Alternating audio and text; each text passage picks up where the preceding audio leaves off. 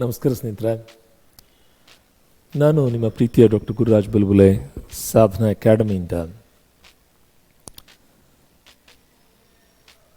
Computer ಕುರಿತಾಗಿ ಈ ಮೊದಲಿನ ವಿಡಿಯೋದ ಮುಂದುವರೆದ ಭಾಗದ ಜೊತೆ ನಾನು ತಮ್ಮೊಟ್ಟಿಗಿದ್ದೀನಿ. ಈಗ ಪ್ರಾಯಶಃ ಕಾಲಾಯ ತಸ್ಮೈ ನಮಃ ಅಂದರೆ ಕಾಲಕ್ಕೆ ತಕ್ಕಂತೆ ಬದಲಾಗಲೇಬೇಕು ಅನ್ನೋ ಯೋಚನೆ ಜೊತೆಗೆ ಈಗ ಗಣಕಯಂತ್ರಾಯ ನಮಃ ಅಂತ ಹೇಳಿದ್ರೆ ತಪ್ಪಾಗಲಾರ್ದು ಅಂತ ತಿಳಿಸ್ತಾ, ಈ ಮೊದಲಿನ ವಿಭಿನ್ನ ಸ್ಪರ್ಧಾತ್ಮಕ ಪರೀಕ್ಷೆಗಳಲ್ಲೇ ಕಂಪ್ಯೂಟರ್ ಅವೇರ್ನೆಸ್ ಇದ್ರ ಕುರಿತಾಗಿ ಕೇಳಿರೋ ಪ್ರಶ್ನೆಗಳು ಅಥವಾ ಸರ್ಕಾರಿ ನೌಕರರಿಗೆ ಪದೋನ್ನತಿಗಾಗಿ ನಡೆಸ್ತಾ ಇರುವಂಥ ಗಣಕಯಂತ್ರ ಸಾಕ್ಷರತಾ ಪರೀಕ್ಷೆ ಕಂಪ್ಯೂಟರ್ ಲಿಟರಸಿ ಟೆಸ್ಟ್, ಈ ಮೊದಲಿನ ಪರೀಕ್ಷೆಗಳಲ್ಲಿಯೂ ಕೂಡ ಕೇಳಿರುವಂಥ ವಿಭಿನ್ನ ಪ್ರಶ್ನೆಗಳ ಜೊತೆಗೆ ಚರ್ಚೆ ಶುರು ಮಾಡುವ. ಕಮಾನ್. ಇವುಗಳಲ್ಲೇ ಯಾವುದು ಕಠಿಣ ಸಾಮಗ್ರಿ ಅಲ್ಲ? Which of the following is not an example of hardware?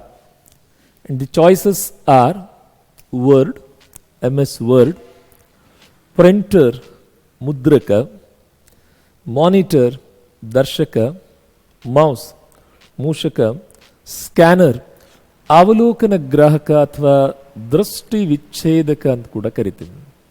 ಈ ಪ್ರಶ್ನೆಗೆ ಸೂಕ್ತವಾಗಿರುವಂಥ ಉತ್ತರ ಯಾವುದು?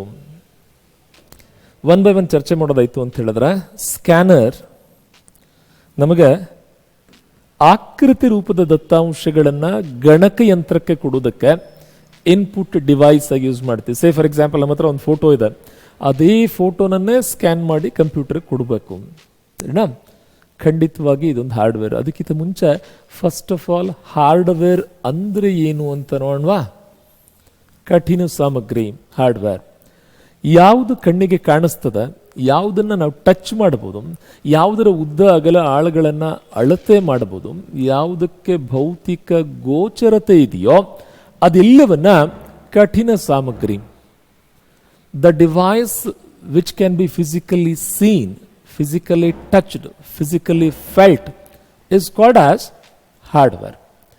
And scanner is one among the hardwares. ಇದೊಂದು ಕಠಿಣ ಸಾಮಗ್ರಿ.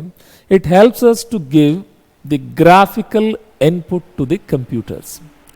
Then what about mouse? ಹಾಗಾದರೆ ಮೂಷಕ ಅಂದ್ರೇನು? ಎಲ್ಲ ಕಮಾಂಡ್ಗಳನ್ನು, ಎಲ್ಲ ನಿರ್ದೇಶನಗಳನ್ನು, ಎಲ್ಲ ಆದೇಶಗಳನ್ನು ಗಣಕಯಂತ್ರಕ್ಕೆ ಈ ಕೀಬೋರ್ಡ್ ಮೂಲಕ ಕೊಡೋದು ಕಷ್ಟ ಆಗ್ತದೆ.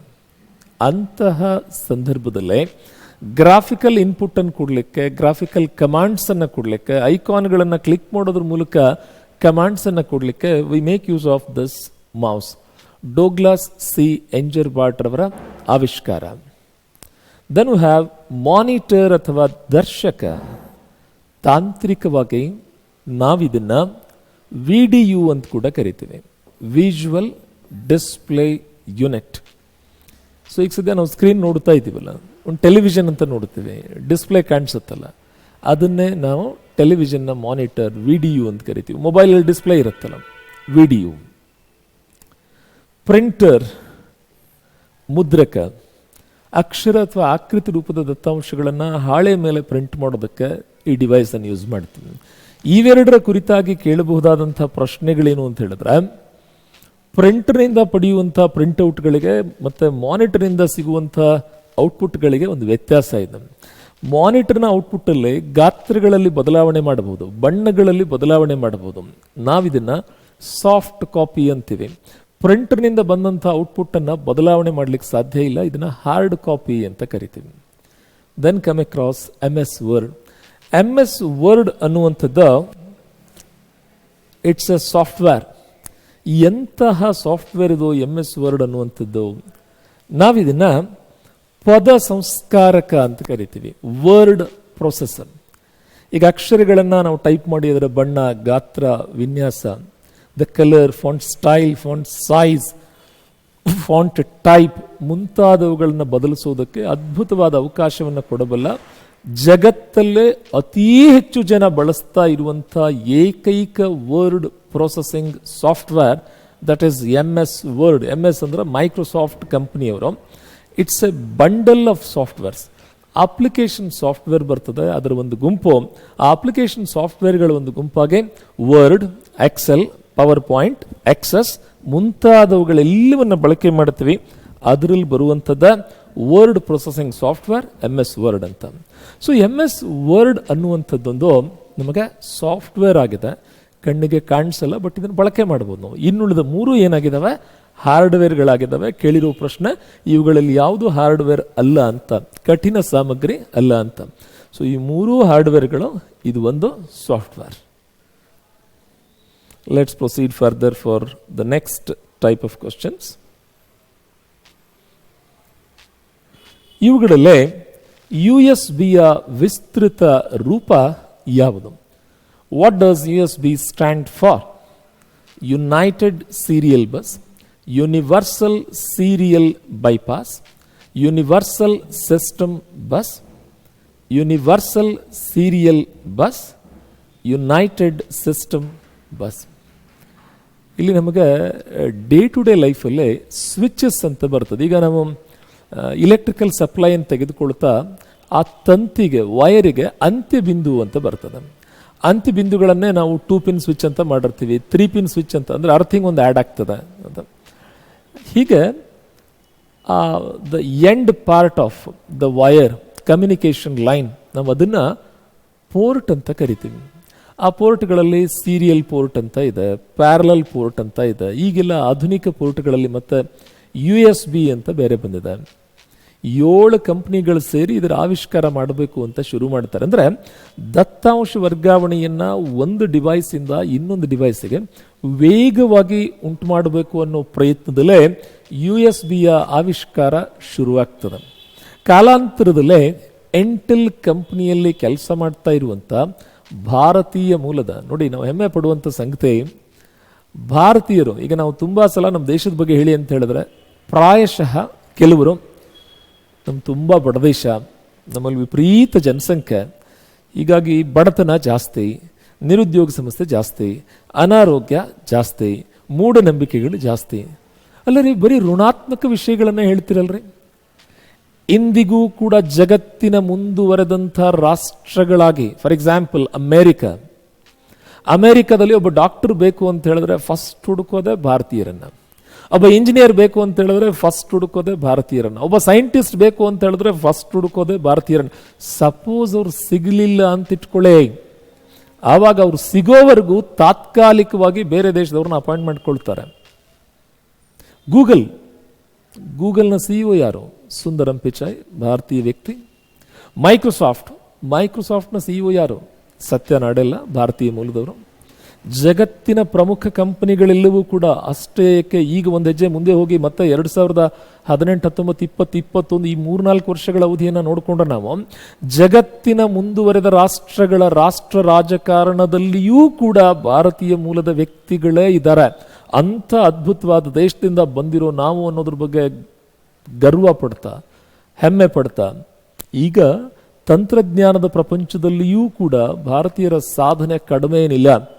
ಈ ಯೂನಿವರ್ಸಲ್ ಸೀರಿಯಲ್ ಬಸ್ ಅನ್ನೋದು ಆರಂಭದಲ್ಲಿ ಗಣಕಯಂತ್ರ ಪ್ರಪಂಚಕ್ಕೆ ಅಂತ ಸೃಷ್ಟಿಯಾಗಿದ್ರೂ ಕೂಡ ಕಾಲಾಂತರದಲ್ಲಿ ಎಲ್ಲ ವಿದ್ಯುನ್ಮಾನ ಉಪಕರಣಗಳು, ಎಲ್ಲ ಇಲೆಕ್ಟ್ರಾನಿಕ್ ಗ್ಯಾಜೆಟ್ಸ್, ವಿದ್ಯುನ್ಮಾನ ಉಪಕರಣಗಳಲ್ಲೇ ದತ್ತಾಂಶ ವರ್ಗಾವಣೆಗೆ ತುಂಬ ಪಾಪ್ಯುಲರ್ ಆಗಿ, ಅಂದರೆ fastest data transfer, USB universal serial bus ಅಂತ ಕರಿತೀವಿ ನಾವು ಇದನ್ನು.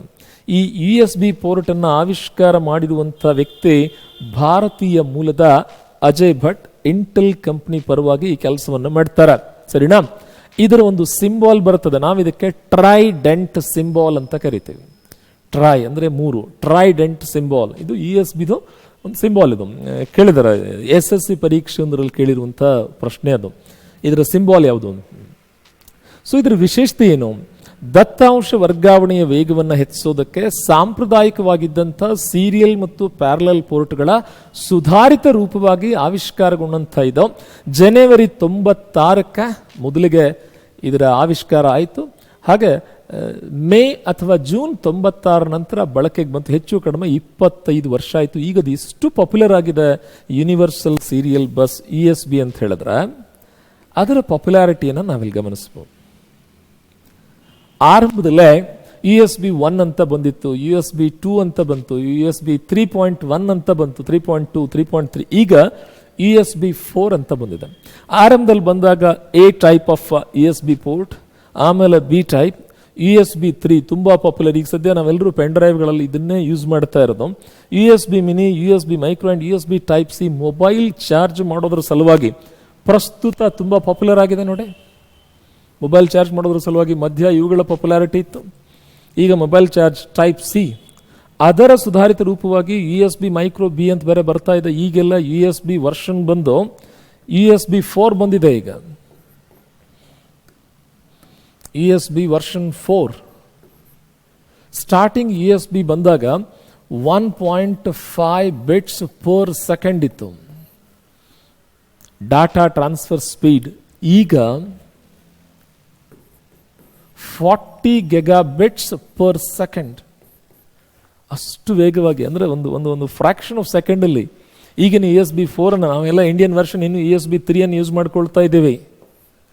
ಸಪೋಸ್ USB 4 ಏನಾದ್ರು ಬಂತು ಅಂತ ಹೇಳಿದ್ರೆ ಸೆಕೆಂಡ್ಗಳಲ್ಲಿ ಒಂದು ಇಡಿಯಾದ ಚಲನಚಿತ್ರವನ್ನು ಒಂದು ಕಂಪ್ಯೂಟರಿಂದ, ಒಂದು ಸಿಸ್ಟಮಿಂದ, ಒಂದು ಎಲೆಕ್ಟ್ರಾನಿಕ್ ಗೆಜೆಟಿಂದ ಇನ್ನೊಂದು ಎಲೆಕ್ಟ್ರಾನಿಕ್ ಗೆಜೆಟ್ಗೆ ಟ್ರಾನ್ಸ್ಫರ್ ಮಾಡ್ಲಿಕ್ಕೆ ಸಾಧ್ಯ. ಅಷ್ಟು ಫಾಸ್ಟೆಸ್ಟ್ ಆಗಿ 40 ಗಿಗಾಬಿಟ್ಸ್ ಪರ್ ಸೆಕೆಂಡ್. ಈಗ ಮತ್ತೆ ಅದರ ಸುಧಾರಿತ ರೂಪ ಆವಿಷ್ಕಾರದ ಹಂತದಲ್ಲಿದೆ.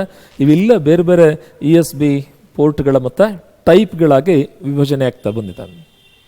ಮುಂದಿನ ಪ್ರಶ್ನೆ, ಇವುಗಳಲ್ಲಿ ದ್ವಿತೀಯಕ ಸಂಗ್ರಹಣಾ ಸಾಧನಗಳಿಂದ ಕಠಿಣ ತಟ್ಟೆಗೆ ತಂತ್ರಾಂಶವನ್ನು ನಕಲು ಮಾಡುವ ಪ್ರಕ್ರಿಯೆಗೆ ಏನೆಂದು ಕರೆಯುವರು?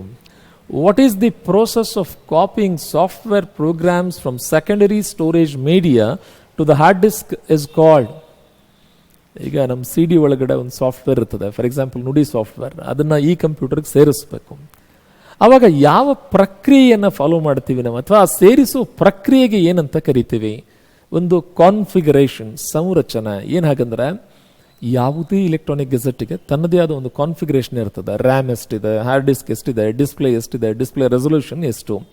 ಆ ಗಣಕಯಂತ್ರದ ಅಥವಾ ವಿದ್ಯುನ್ಮಾನ ಉಪಕರಣದ ಹಾರ್ಡ್ವೇರ್ ಸಾಮರ್ಥ್ಯವನ್ನು ಕಾನ್ಫಿಗರೇಷನ್ ವಿವರಿಸ್ತದೆ. The hardware capability of that particular electronic gadget is well defined with the term called as configuration. Download. ಕನ್ನಡ ಪದಗಳೇಗಿದೆ ನೋಡಿ. ನಕಲಿಳಿಸು. ದಯವಿಟ್ಟು CLTಗೆ ಪ್ರಿಪೇರ್ ಆಗ್ತಾ ಇರೋ ಪ್ರತಿಯೊಬ್ಬರು ಕಂಪ್ಯೂಟರ್ ಲಿಟರಸಿ ಟೆಸ್ಟ್, ಕಂಪ್ಯೂಟರ್ ಸಾಕ್ಷರತಾ ಪರೀಕ್ಷೆ, ಗಣಕಯಂತ್ರ ಸಾಕ್ಷರತಾ ಪರೀಕ್ಷೆಗೆ ತಯಾರಿ ಮಾಡ್ಕೊಳ್ತಾ ಇದ್ದವರು, ನಮ್ಮ ರಾಜ್ಯ ಮಟ್ಟದ ಸ್ಪರ್ಧಾತ್ಮಕ ಪರೀಕ್ಷೆಗಳನ್ನ ಎದುರಿಸ್ತಾ ಇದ್ದಂಥ ಅಭ್ಯರ್ಥಿಗಳು ಕನ್ನಡ ಪದಗಳ ಕಡೆಗೆ ಗಮನ ಇರಲಿ. ನಕಲಿಳಿಸು, ನಕಲು ಇಳಿಸು ಅಂದರೆ ವೆಬ್ಸೈಟಲ್ಲಿ ಇರುವಂಥ ದತ್ತಾಂಶವನ್ನು ನಕಲು ಮಾಡಿ ನಮ್ಮ ಕಡೆ ತೆಗೆದುಕೊಳ್ತೀವಿ. ವೆಬ್ಸೈಟಿಂದ ವಿಲ್ ಡೌನ್ಲೋಡ್ ಇಟ್. ಹೀಗಾಗಿ ನಕಲಿಳಿಸು. ಸ್ಟೋರೇಜ್, ಸಂಗ್ರಹಣೆ, ಅದನ್ನೊಂದು ಕಡೆ ಕಲೆಕ್ಟ್ ಮಾಡಿಡುವ. ಅಪ್ಲೋಡ್, ನಮ್ಮ ಹತ್ರ ಯಾವುದೋ ಒಂದು ಫೈಲ್ ಇದೆ. ಈಗ ಯೂಟ್ಯೂಬಿಗೆಲ್ಲ ನಾವು ಫೈಲ್ಗಳನ್ನು ಅಪ್ಲೋಡ್ ಮಾಡ್ತೀವಿ. ಈ ವಿಡಿಯೋ ಎಲ್ಲ ಮಾಡಿಬಿಟ್ಟು ಅಪ್ಲೋಡ್ ದ ಫೈಲ್ ಅಂದರೆ ನಮ್ಮಲ್ಲಿ ಇರುವಂಥ ಫೈಲ್ ಹಾಗೇ ಇರ್ತದೆ. ಅದರ ನಕಲು ಪ್ರತಿಯೊಂದು ಆ ವೆಬ್ಸೈಟಿಗೆ ಅಪ್ಲೋಡ್ ಆಗ್ತದೆ, ಏರಿಸ್ತೀವಿ ನಾವು ಅಪ್ವರ್ಡ್ಸ್. ಹೀಗಾಗಿ ಪದ ನಕಲೇರಿಸು ಅಂತ. ಇನ್ಸ್ಟಾಲೇಷನ್, ಅನುಸ್ಥಾಪನೆ. ಈ ಪದವನ್ನು ಕೂಡ ನಮ್ಮ ರಾಜ್ಯ ಮಟ್ಟದ ಸ್ಪರ್ಧಾತ್ಮಕ ಪರೀಕ್ಷೆಯಲ್ಲಿ ಕನ್ನಡದಲ್ಲಿ ಬಳಸಲಾಗಿದೆ. ಪ್ರಾಯಶಃ ತಂತ್ರಜ್ಞಾನದ ವಿಷಯಗಳನ್ನು ಕನ್ನಡದಲ್ಲಿ ಕಲಿಯೋದು, ಕಲಿಸೋದು ತುಂಬ ಸಂದರ್ಭಗಳಲ್ಲಿ ಮುಜುಗರವನ್ನು ಉಂಟು ಮಾಡ್ಬೋದು. ಆ ಪದಗಳನ್ನು ಕೇಳಿ ನೋಡಿ. ನಾವೆಲ್ಲ ಕನ್ನಡಿಗರು, ನಮಗೆ ಅಟ್ಲೀಸ್ಟ್ ನಮ್ಮ ಭಾಷೆಯ ಬಗ್ಗೆ ಗೊತ್ತಿರಬೇಕಲ್ಲ, ಕನಿಷ್ಠ ಪಕ್ಷ ನಮಗಾರು ಗೊತ್ತಿರಬೇಕಲ್ಲ, ವಿದ್ಯಾವಂತರು. Isn't it? ನೀವು ಪರೀಕ್ಷೆಯಲ್ಲಿ ಆಂಗ್ಲ ಮಾಧ್ಯಮದ ಪ್ರಶ್ನೆ ಪತ್ರಿಕೆ ನೋಡಿ ಪ್ರತಿಕ್ರಿಯಿಸ್ತೀರೋ, ಕನ್ನಡ ಮಾಧ್ಯಮದ ಪತ್ರಿಕೆ ನೋಡಿ ಪ್ರತಿಕ್ರಿಯಿಸ್ತೀರೋ, ಯಾವುದಾದ್ರೂ ಒಂದು ಭಾಷೆಯನ್ನಾದರೂ ಸಮಂಜಸವಾಗಿ ಕಲ್ತ್ಕೊಳ್ಳೋ ಪ್ರಯತ್ನ ಮಾಡೋಣ. ನಮ್ದೆಲ್ಲ ಏನಾಗಿದೆ, ಇದು ಅರ್ಧಂಬರ್ಧ, ಅದು ಅರ್ಧಂಬರ್ಧ. ಹಾಗೆ ಬೇಡ ರೀ. ಕನಿಷ್ಠ ಪಕ್ಷ ನಮ್ಮ ಭಾಷಾ ಪದಗಳನ್ನು ನಾವು ಪ್ರೀತಿಸದೆ ಹೋದ್ರೆ, ನಮ್ಮ ಭಾಷೆಯನ್ನು ನಾವು ಗೌರವಿಸದೆ ಹೋದರೆ ಮತ್ತು ಗೌರವಿಸೋರು ಯಾರು? ಎರಡು ಕಡೆಗೆ ಗಮನ ಇರಲಿ ಅಂತ ಹೇಳ್ತಾ, ಹಾಗಾದ್ರೆ ಸೆಕೆಂಡ್ರಿ ಸ್ಟೋರೇಜ್ ಡಿವೈಸ್ಗಳಲ್ಲಿರುವಂಥ ದ್ವಿತೀಯಕ ಸಂಗ್ರಹಣಾ ಸಾಧನಗಳಲ್ಲಿರುವಂತಹ ದತ್ತಾಂಶವನ್ನು ತಂತ್ರಾಂಶ ಅಂದರೆ ಸಾಫ್ಟ್ವೇರ್ ಅಂತ ಅರ್ಥ. ಕಣ್ಣಿಗೆ ಕಾಣಿಸಲ್ಲ, ಕೈಗೆ ಸಿಗಲ್ಲ, ಬಟ್ ಉಪಯೋಗಿಸೋಕೆ ಬರುತ್ತೆ. ಅಂಥ ಗಣಕಯಂತ್ರ ಕಾರ್ಯಕ್ರಮಗಳ ಗುಂಪೆ ತಂತ್ರಾಂಶ. ನಿರ್ದಿಷ್ಟ ಕೆಲಸ ಮಾಡೋದಕ್ಕೆ ನಿರ್ದಿಷ್ಟ ತಂತ್ರಾಂಶ ಇರ್ತದೆ. MS ವರ್ಡ್ ಪ್ರೊಸೆಸಿಂಗ್ ಮಾಡ್ತದೆ, ಪವರ್ ಪಾಯಿಂಟ್ ಪ್ರೆಸೆಂಟೇಷನ್ಸ್ ಮಾಡ್ತದೆ, ಎಕ್ಸೆಲ್ ಲೆಕ್ಕಪತ್ರ ಇಡ್ತದೆ, ಅಕೌಂಟಿಂಗ್ ಲೈಕ್ ವೈಸ್. ಹಾಗಾದ್ರೆ ಈ ಸಾಫ್ಟ್ವೇರನ್ನು ನಾವು ತೆಗೆದುಕೊಳ್ಳುವಂಥ ಅಂದರೆ ನಮ್ಮ ಸಿಸ್ಟಮ್ಗೆ ತೆಗೆದುಕೊಳ್ಳುವಂಥ ಪ್ರಕ್ರಿಯೆಗೆ ಏನಂತ ಕರಿತೀವಿ? ದ ಆನ್ಸರ್ ಇಸ್ ಅನುಸ್ಥಾಪನೆ ಅಂತ ಕರೆಯಲ್ಪಡ್ತದೆ. ಇನ್ಸ್ಟಾಲೇಷನ್ ಅಂತ ಕರಿತೀವಿ. ಅನುಸ್ಥಾಪನೆ, ಇನ್ಸ್ಟಾಲೇಷನ್. ಮುಂದಿನ ಪ್ರಶ್ನೆ, ವಿಂಡೋಸ್ ಎಕ್ಸ್ಪ್ಲೋರರ್ ಇದೊಂದು. Windows Explorer is a drive, browser ಜಾಲದರ್ಶಕ, ನೆಟ್ವರ್ಕ್ ಜಾಲ, ಡಾಟಾಬೇಸ್ ದತ್ತ ಸಂಚಯ, ಫೈಲ್ ಮ್ಯಾನೇಜರ್ ಕಡತ ನಿರ್ವಾಹಕ. ನಮಗೆ ಆಪರೇಟಿಂಗ್ ಸಿಸ್ಟಮ್ ಕೆಲವು ವಿಭಿನ್ನವಾಗಿರೋ ಕೆಲಸ ಮಾಡ್ತದೆ. It's a user friendly software between hardware and the user ಅಂತೀವಿ. ಕಾರ್ಯಾಚರಣೆ ವ್ಯವಸ್ಥೆ ಅನ್ನುವಂಥದ್ದು ಅದರ ಬಳಕೆದಾರ ಮತ್ತು ಆ ಯಂತ್ರ ಇವೆರಡರ ಮಧ್ಯದ ಬಳಕೆದಾರ ಸ್ನೇಹಿ ತಂತ್ರಾಂಶ. ಅಂದರೆ ವ್ಯಕ್ತಿ ಹೇಳಿದ್ದನ್ನು ಕಂಪ್ಯೂಟರ್ ಭಾಷೆಗೆ, ಕಂಪ್ಯೂಟರ್ ಹೇಳಿದ್ದನ್ನು ವ್ಯಕ್ತಿಯ ಭಾಷೆಗೆ ಪರಸ್ಪರ ಭಾಷಾಂತರಿಸುವ ಮಧ್ಯವರ್ತಿ ಕಾರ್ಯಾಚರಣೆ ವ್ಯವಸ್ಥೆ. ಇದು ಮೆಮರಿ ಮ್ಯಾನೇಜ್ಮೆಂಟ್ ಅಂತ ಮಾಡ್ತದೆ, ಹಾರ್ಡ್ವೇರ್ ಮ್ಯಾನೇಜ್ಮೆಂಟ್ ಅಂತ ಮಾಡ್ತದೆ, ಸಾಫ್ಟ್ವೇರ್ ಅವೆಲ್ಲವುಗಳನ್ನು ನಿರ್ವಹಣೆ ಮಾಡೋ ಕೆಲಸ ಮಾಡ್ತದೆ. ಈಗ ಮನೆಯಲ್ಲಿ ಸಾಮಾನ್ಯವಾಗಿ ಮಹಿಳೆಯರು, ನಾವು ಅವ್ರನ್ನ ಮಲ್ಟಿ ಟಾಸ್ಕರ್ಸ್ ಅಂತ ಕರಿತೀವಿ. ಎಲ್ಲ ರೀತಿ ಕೆಲಸಗಳನ್ನು ಸಾಮಾನ್ಯವಾಗಿ ನಮ್ಮದು ಪುರುಷ ಪ್ರಧಾನವಾಗಿರುವಂಥ ಕುಟುಂಬ ವ್ಯವಸ್ಥೆ ಆಗಿರೋದ್ರಿಂದ ಹೊರಗಡೆ ಹೋಗಿ ದುಡಿಮೆ ಮಾಡ್ಕೊಂಬರುವಂಥ ವ್ಯಕ್ತಿ ಅದೊಂದೇ ಕೆಲಸ ಮಾಡ್ತಾರೆ. ಮಹಿಳೆಯರು ಆಗಲ್ಲ. ಮಕ್ಕಳೇನು ಮಾಡಿದ್ರು, ಮನೆಗೆ ಯಾರು ಬಂದರು, ಯಾರು ಹೋದರು, ಮನೆಯಲ್ಲಿ ರೇಷನ್ ಏನಿದೆ, ಮನೆ ಆರ್ಥಿಕ ಪರಿಸ್ಥಿತಿ ಏನು, ಯಾರ ಆರೋಗ್ಯ ಚೆನ್ನಾಗಿ, ಮಕ್ಕಳ ವಿದ್ಯಾಭ್ಯಾಸ ಏನು, ಮಕ್ಕಳ ಭವಿಷ್ಯ, ಪ್ರತಿ ಒಂದರ ಕಡೆಗೆ ಗಮನ ಕೊಡೋದು ಮಹಿಳೆ. ನಾವು ಅದನ್ನು ಮಲ್ಟಿ ಟಾಸ್ಕಿಂಗ್ ಅಂತ ಕರಿತೀವಿ. ಅದೇ ಮಾದರಿಯಲ್ಲಿ ಆಪರೇಟಿಂಗ್ ಸಿಸ್ಟಮ್ ಕೂಡ ಬಹಳಷ್ಟು ಕೆಲಸ ಮಾಡ್ತದೆ. ಅದರಲ್ಲಿ ಒಂದು ಕೆಲಸ ಈ ವಿಂಡೋಸ್ ಎಕ್ಸ್ಪ್ಲೋರರ್ ಮೂಲಕ ನಡೀತದೆ. ಏನು ಕೆಲಸ ಮಾಡ್ತದೆ ಈ ವಿಂಡೋಸ್ ಎಕ್ಸ್ಪ್ಲೋರರ್ನ ಮೂಲಕ? ಅದರ ಐಕಾನ್ ಇದು, ವಿಂಡೋಸ್ ಎಕ್ಸ್ಪ್ಲೋರರ್ ಐಕಾನ್ ಇದು. ಫೈಲ್ ಮ್ಯಾನೇಜ್ಮೆಂಟ್ ಕೆಲಸ ಮಾಡ್ತದೆ. It acts as a file manager. ಯಾವ ಫೈಲನ್ನು ಉಳಿಸ್ಕೋಬೇಕು, ಡಿಲೀಟ್ ಮಾಡಬೇಕು, ಎಲ್ಲಿಟ್ಟಿದ್ದೀವಿ, ಪಾತ್ ಏನೋ ಮುಂತಾದ ವಿವರಗಳನ್ನು ನಮಗೆ ವಿಂಡೋಸ್ ಎಕ್ಸ್ಪ್ಲೋರರ್ ಕೊಡ್ತದೆ. ಫಾರ್ ಎಕ್ಸಾಂಪಲ್ ಎಲ್ಲಿದೆ ನೋಡಿ, ವಿಂಡೋಸ್ ಎಕ್ಸ್ಪ್ಲೋರರ್. ಎಸ್, ಸಿ ಡ್ರೈವಲ್ಲಿ ಏನಿದೆ, ಡಿ ಡ್ರೈವಲ್ಲಿ ಏನಿದೆ, ಇ ಎಲ್ ಏನಿದೆ, ಎಫ್ ಅಲ್ಲಿ ಏನಿದೆ, so on and so fourth. ನಾವಿದನ್ನು ವಿಂಡೋಸ್ ಎಕ್ಸ್ಪ್ಲೋರರ್ ಅಂತಲೇ ಕರಿತೀವಿ. ಫರ್ದರ್ ಮುಂದುವರಿತಾ, ಹಾಗಾದ್ರೆ ವಿಂಡೋಸ್ ಎಕ್ಸ್ಪ್ಲೋರರ್ನ ಮುಖ್ಯ ಕೆಲಸ ಫೈಲ್ ಮ್ಯಾನೇಜ್ಮೆಂಟ್, ಕಡತ ನಿರ್ವಾಹಕ ಅಂತ ಕಳಿಸ್ತೀವಿ. ಈಗಾಗಲೇ CLT ಪರೀಕ್ಷೆಯಲ್ಲಿ ಕಂಪ್ಯೂಟರ್ ಲಿಟ್ರಸಿ ಟೆಸ್ಟಲ್ಲಿ ಈ ಪದ ಬಳಸಿದರೆ, ಕನ್ನಡ ಪದ, ಗಮನ ಇರಲಿ. Let's proceed now.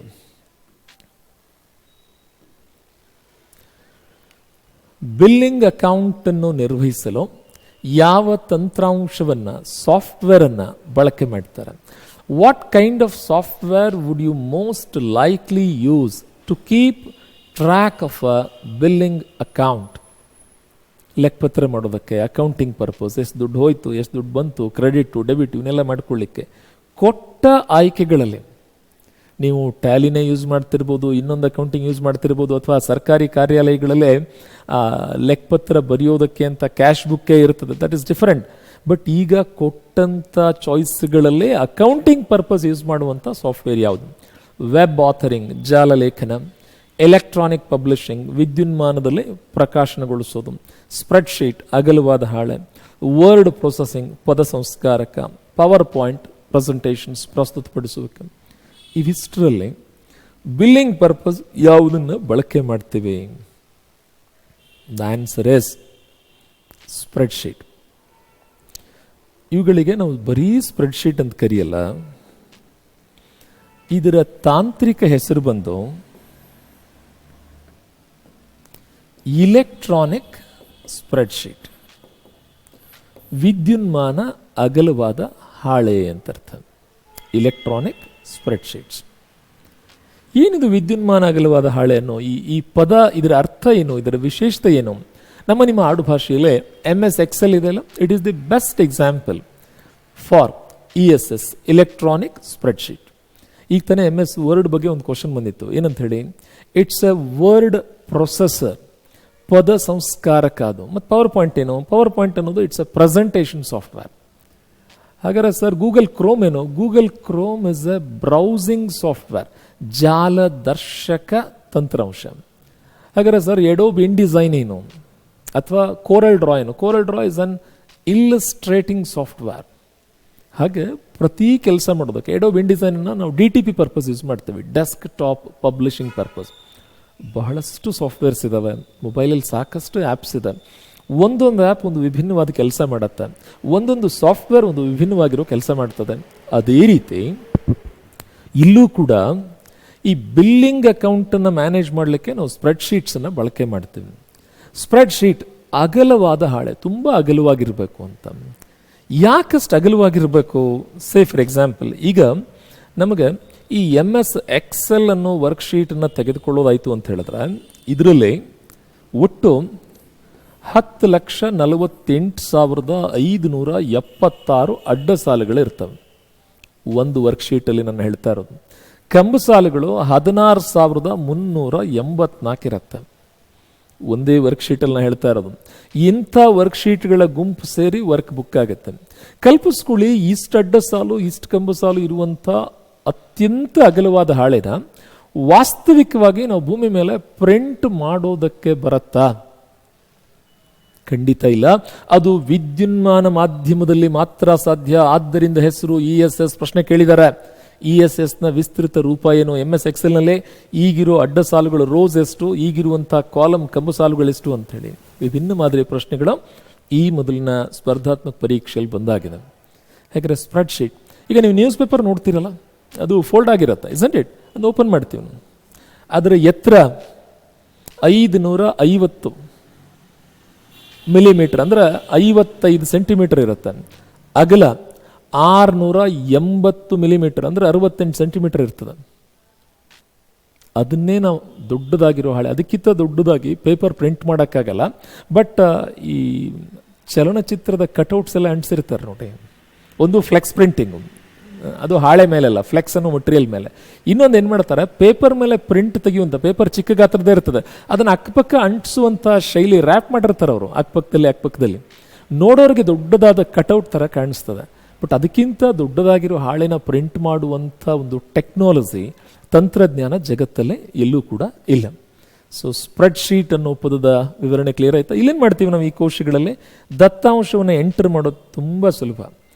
ಅಂಕಿ ಸಂಖ್ಯೆಗಳ ಮಾಹಿತಿನ ನಾವು ಎಂಟರ್ ಮಾಡಿ ಲೆಕ್ಕ ಬಿಡಿಸೋದಕ್ಕೆ ಸಾಕಷ್ಟು MS Excel ಫಂಕ್ಷನ್ಸ್ ಅಂತ ಬರ್ತದೆ. ಫಂಕ್ಷನ್ಸ್ಗಳ ಮೂಲಕ ಲೆಕ್ಕಪತ್ರ ಮಾಡೋದಕ್ಕೆ ಸಾಧ್ಯ ಇದೆ.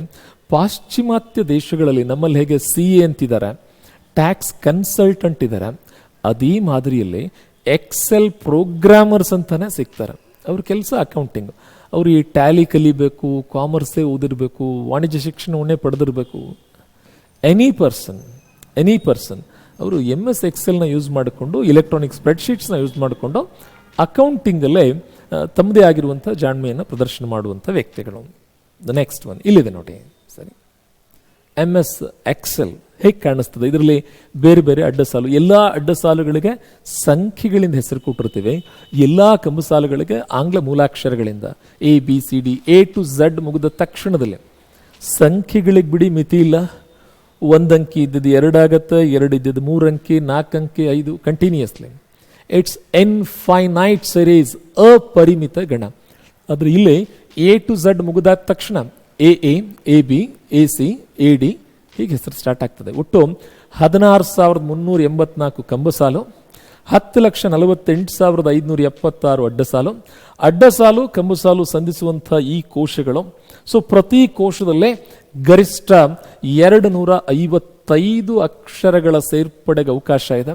ಪ್ರತಿ ಕೋಶದಲ್ಲಿ ಫಾಂಟ್ ಸೈಜ್ 409 ಪಾಯಿಂಟ್ವರೆಗೆ ಬರೆಯೋಕ್ಕೆ ಸಾಧ್ಯ ಇದೆ. ಅಂದರೆ ಎಷ್ಟು ಕೋಶಗಳಾಗ್ತವೆ ಒಂದು ಹಾಳೆನಲ್ಲಿ. ಇದನ್ನ ಅಗಲವಾದ ಹಾಳೆ ಅಂತ ಕರೆದಿರುವುದರ ತಾತ್ವಿಕ ಅರ್ಥ ಕ್ಲಿಯರ್ ಆಯ್ತಾ ನೋಡಿ. ಎಷ್ಟು ಅಡ್ಡ ಸಾಲು, ಎಷ್ಟು ಕಂಬು ಸಾಲು, ಫಾಂಟ್ ಸೈಜ್ ಎಷ್ಟು ಅಕ್ಷರ ಬರಿಬೋದು ಸರಿನಾ. These are the recent standards of MS Excel. ಸರಿ, ಗಣಕಯಂತ್ರವನ್ನು ಬೂಟ್ ಮಾಡೋದಕ್ಕೆ ಯಾವುದರ ಅಗತ್ಯ ಕಡ್ಡಾಯವಾಗಿದೆ? To be able to boot the computer must have.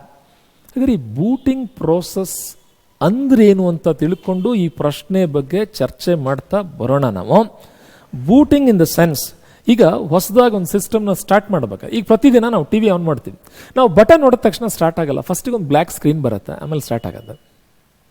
ಆ ಬ್ಲ್ಯಾಕ್ ಸ್ಕ್ರೀನ್ ಬಂದಿರತ್ತಲ್ಲ, ಅಲ್ಲಿ ಬೂಟಿಂಗ್ ನಡೀತಾ ಇರುತ್ತೆ. ಈಗ ನಿಮ್ಮ ಉದಾಹರಣೆಗೆ ಬರೋಣ. ಬೆಳಗ್ಗೆ ಎದ್ದ ತಕ್ಷಣ ಸಡನ್ನಾಗಿ ತಲೆ ಓಡಲ್ಲ. We take a pass.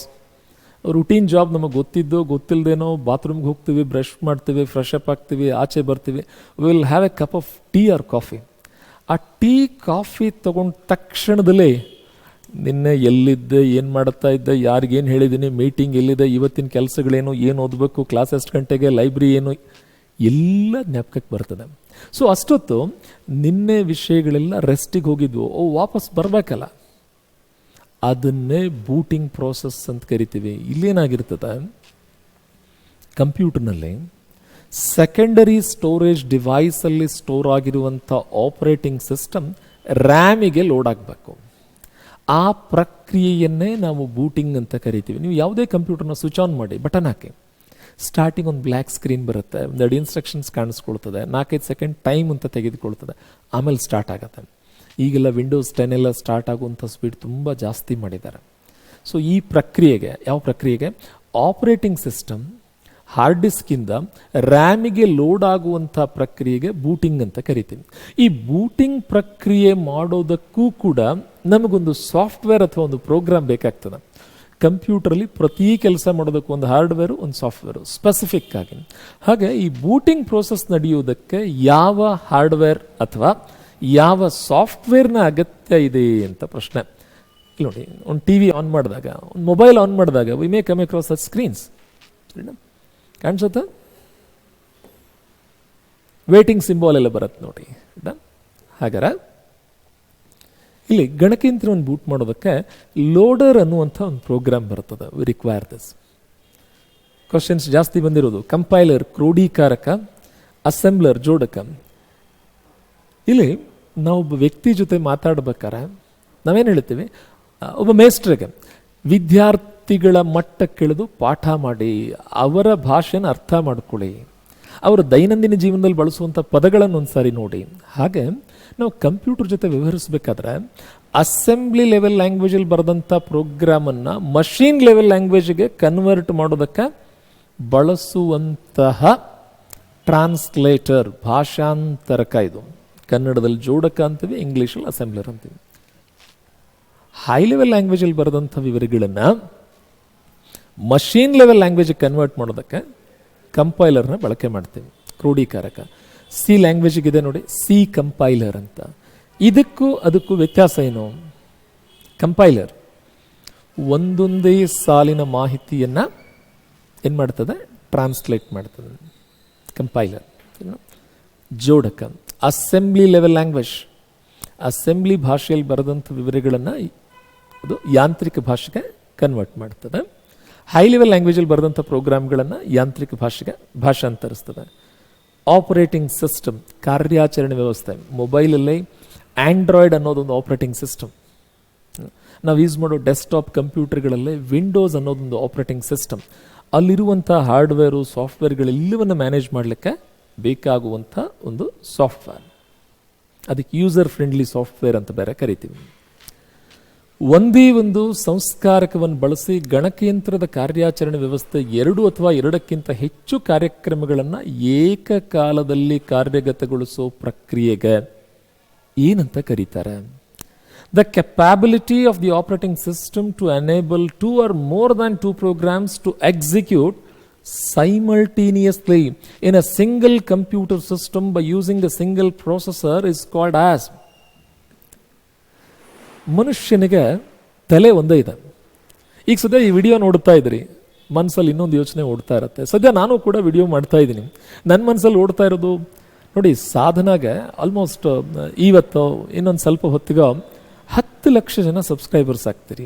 1 million ಕನ್ನಡದಲ್ಲೇ ಎಜುಕೇಷನಲ್ ಚಾನಲ್ ಒಂದಕ್ಕೆ ನೀವು ಕೊಟ್ಟ ಪ್ರೀತಿ, ನಿಮ್ಮ ಪ್ರೋತ್ಸಾಹ, ಸಂಪೂರ್ಣ ಸಾಧನಾ ತಂಡ ಮಾಡಿರೋ ಕೆಲಸ, ಅದನ್ನ ಮೆಲುಕು ಹಾಕ್ತಾ ನನಗಿವತ್ತು ವಿಡಿಯೋ ಮಾಡೋದಕ್ಕೆ ಒಂದು ಆತಂಕ. ಅಂದರೆ ನೀವು ಕೊಟ್ಟ ಪ್ರೀತಿ, ಆ ಜವಾಬ್ದಾರಿನ ಹೆಚ್ಚಿಸಿದ. ನಾವು ಇಲ್ಲಿ ಹೇಳೋ ಒಂದೊಂದು ವಿಷಯದ ಮೇಲೆ ಎಷ್ಟೋ ಜನ ನಿಮ್ಮ ಕರಿಯರ್ ಕಟ್ಕೊಳ್ತಾ ಇರ್ತೀರಿ. ಯುವಕರಿಗೆ ನಾವು ಮಾರ್ಗದರ್ಶನ ಮಾಡ್ತಾ ಇರ್ತೀವಿ.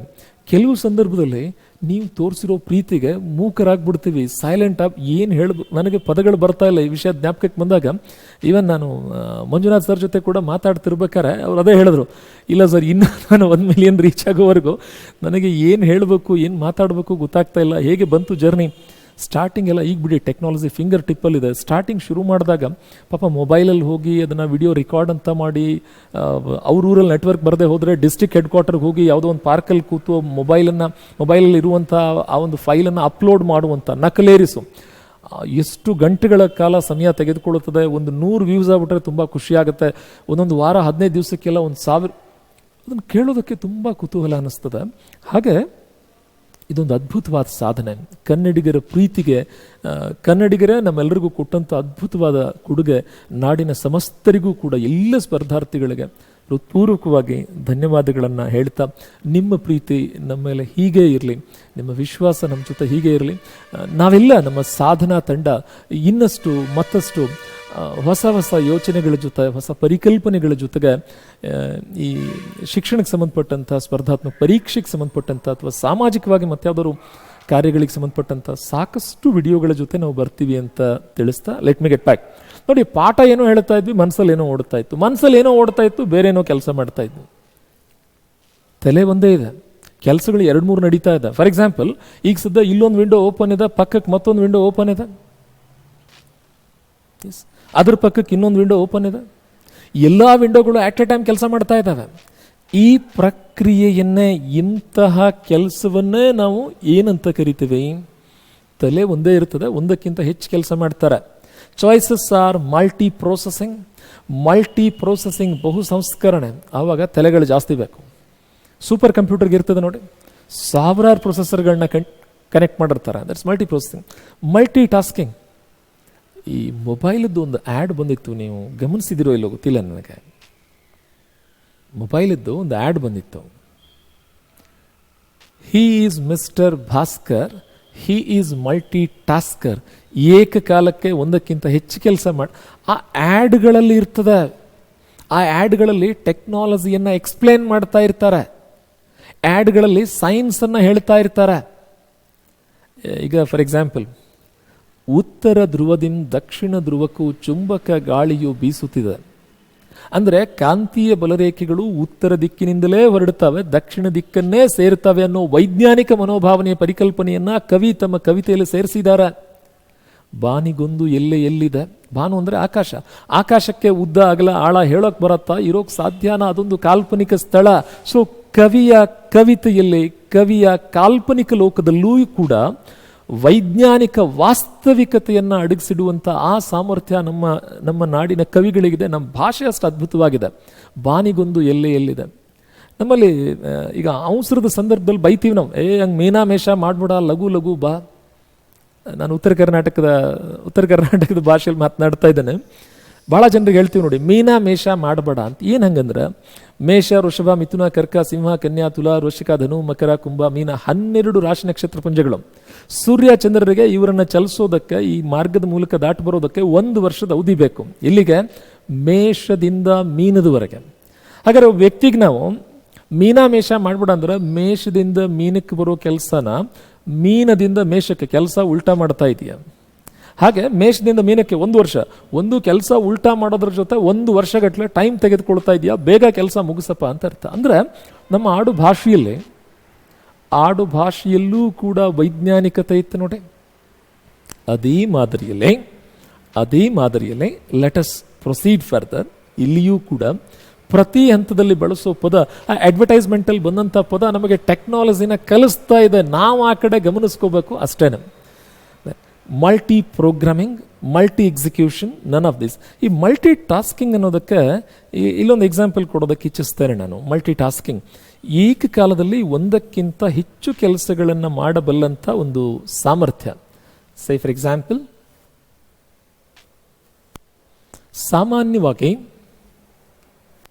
ಸಾಮಾನ್ಯವಾಗಿ ಮಹಿಳೆಯರು ಏಕಕಾಲಕ್ಕೆ ಒಂದಕ್ಕಿಂತ ಹೆಚ್ಚು ಕೆಲಸಗಳನ್ನು ಮಾಡೋ ಸಾಮರ್ಥ್ಯ ಹೊಂದಿರ್ತಾರೆ ನೋಡಿ. ಯೂಸ್ವಲಿ